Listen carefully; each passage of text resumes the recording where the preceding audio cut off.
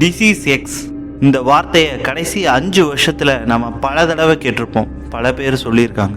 WHO ஆர்கனைசேஷன்ல இருந்து international news channels, local யூடியூபர்ஸ்னு திரும்ப சொல்கிற ஒரே வார்த்தை டிசீஸ் எக்ஸ். கண்டிப்பாக இந்த நூற்றாண்டோட மிகப்பெரிய அழிவு சக்தியாக இந்த டிசீஸ் எக்ஸ் இருக்குன்னு சொல்கிறாங்க.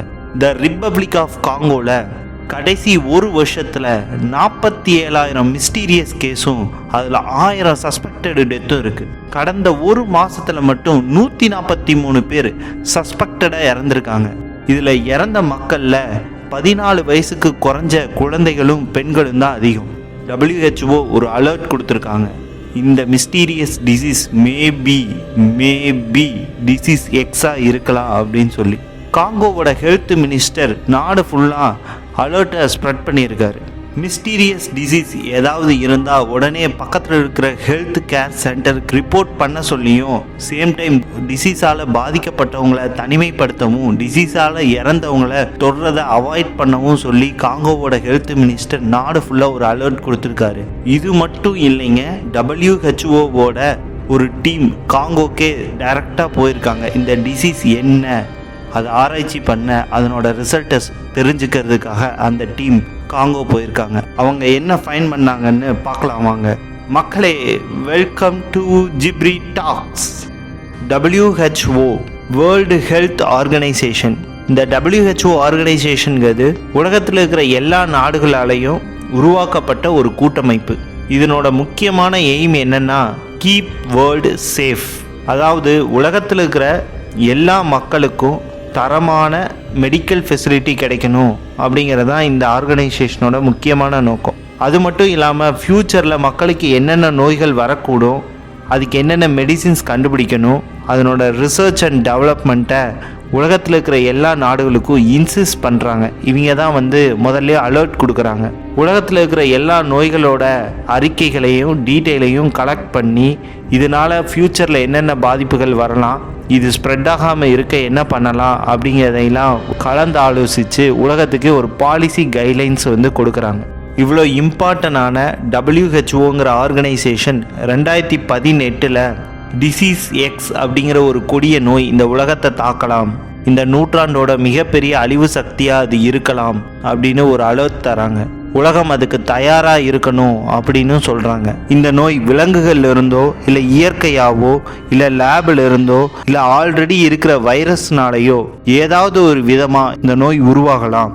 இப்படி உருவாகக்கூடிய இந்த கொடிய நோயிலிருந்து இந்த உலகத்தை பாதுகாக்க வேர்ல்டு ஹெல்த் ஆர்கனைசேஷன் சில முன்னெடுப்புகளை நடத்தியிருக்காங்க. அதில் முக்கியமாக ஹெல்த் கேர் இன்ஃப்ராஸ்ட்ரக்சர் அண்ட் மெக்கானிசமை வேர்ல்டில் இருக்கிற எல்லா கண்ட்ரிலையும் டெவலப் பண்ணணும் அப்படிங்கிறது தான். ரெண்டாவது விஷயம் குளோபல் சர்வைலன்ஸ். அதாவது உலகத்தில் எந்த இடத்துல ஒரு மிஸ்டீரியஸ் டிசீஸ் வந்தாலும் உடனே அதை வேர்ல்டு ஹெல்த் ஆர்கனைசேஷனுக்கு தெரியப்படுத்தணும். அவைலபிள் ரிப்போர்ட்ஸ், டாக்குமெண்ட்ஸ், ரிசர்ச் பேப்பரை வச்சு வந்திருக்கக்கூடிய டிசீஸ் ஆல்ரெடி இருக்கிறதா, எக்ஸிஸ்டிங் ஒன்னா, இல்லை புது வைரஸ் ஏதாவது வந்திருக்கான்னு ஃபைண்ட் அவுட் பண்ணணும். இப்படி ஏர்லியராக ஃபைண்ட் அவுட் பண்ணுறது மூலியமா அந்த டிசீஸை அந்த பர்டிகுலர் ஸ்டேட்லேயோ கண்ட்ரிலேயோ நம்மளால் கண்ட்ரோலாக வச்சுக்க முடியும், பரவறதை ப்ரிவென்ட் பண்ண முடியும்.